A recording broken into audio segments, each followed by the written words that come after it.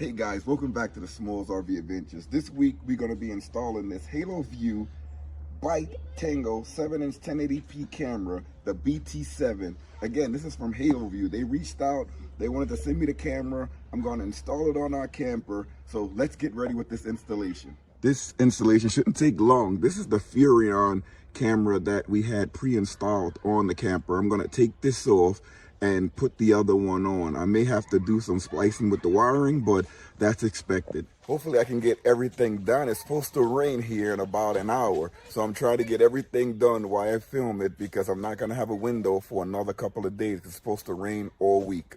This is the box that the Haloview BT7 Bite Tango camera came in. Let's look inside to see the components. This is everything that came in a box. We're going to start off with the 7-inch monitor. This is the camera that goes on the back. This is the mounting brackets for the camera.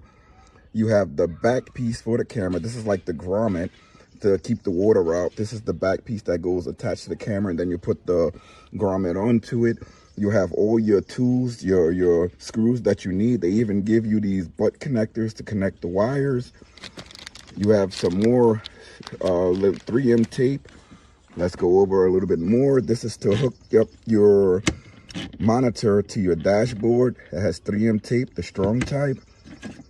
Here's your connector. This is what you're going to use to connect it to the back of the camera and the back of your RV. We have to splice those wires a little more. It comes with a green wire. We're not going to use that, so we're going to cut that back.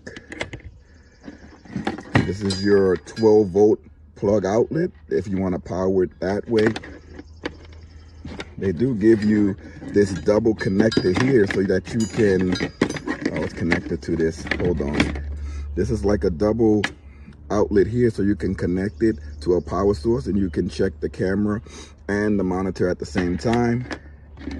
We have a large RV, so this is the extender if you need it for the antenna. Again, it has 3M tape on it. You just connect it to the back of this to your camera, and you can put this on the top of your RV to get better reception. Here's the 3 antennas that came with the BT7. You have one that goes on to your camera, and you have 2 that goes on to your monitor. You also have the instruction booklet for your monitor and the instruction booklet for the camera.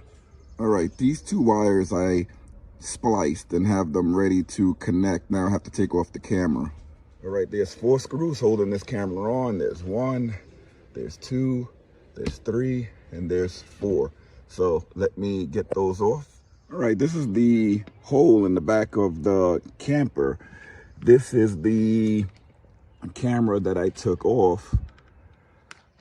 So we're just gonna clear up this this little caulking, and then we're gonna wipe it off, and we're gonna splice these wires now. After you pull back the wire, you're gonna have to strip it to expose the positive and a neutral wire. Then you're gonna have to splice these wires to put the butt connectors on. Okay, this is both the positive and negative spliced. So let's put the butt connectors on now. Okay, so this is the ground wire connected. Now we're gonna do the power wire, the positive wire. After I put the crimping on, I like to put a little electrical tape. It's like shrinkage onto the wires just to protect them. These 2 wires click into place. This is the wire that I connected to the camper. This is the one leading to the camera. You click it in and then you twist it into place. Once you stuff the wiring, this is the first back piece that you have to put on. You just put the 4 small screws. These are the screws here. You just get the 4 small ones and you screw that in. This is the rubber garment that comes on the back. You have to put that on and then you screw this on. This should create a watertight seal, but you still want to use the caulk. You have to fit all of the wire back into the hole. All of the wire. Don't forget to try to remove as much of this caulk as you can. Use whatever you have. A razor blade would do. All right, this is the camera installed on the back of the RV. Now we're gonna do some caulking. This should hold the water in, but I did have to make new screw holes, so I'm gonna caulk to keep the water out. I'm gonna caulk all around there just to double secure it. All right, you wanna get yourself some good old waterproofing silicone just to keep the water out. All right, that's the caulking, first time caulking, so Now we have to put the antenna on. So the antenna screws on right here. So this is the antenna on. The instruction does say to point it a little bit forward if it's not over the top of the camper. It just helps it get more reception. Now we're trying this out just to see if we can get reception so that we don't have to use the extension device. So this is the camera part here. We're back inside the car to do this part of the installation. This wire here connects to the monitor, and then this end of the wire connects to your 12-volt plug.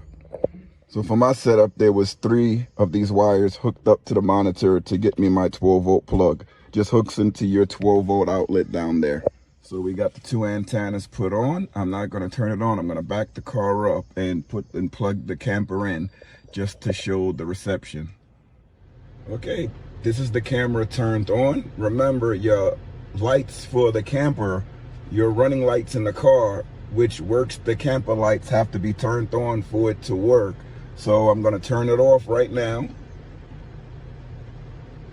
You lose signal, but as soon as you turn back on the lights for the camper, it'll cut back on. As soon as the camper lights come on, it transmits the signal for the lights to come on the camera. There we go. This is my wife waving back at the camera. You can see her back there. It's pretty cool. That's my son at the back. That's pretty cool.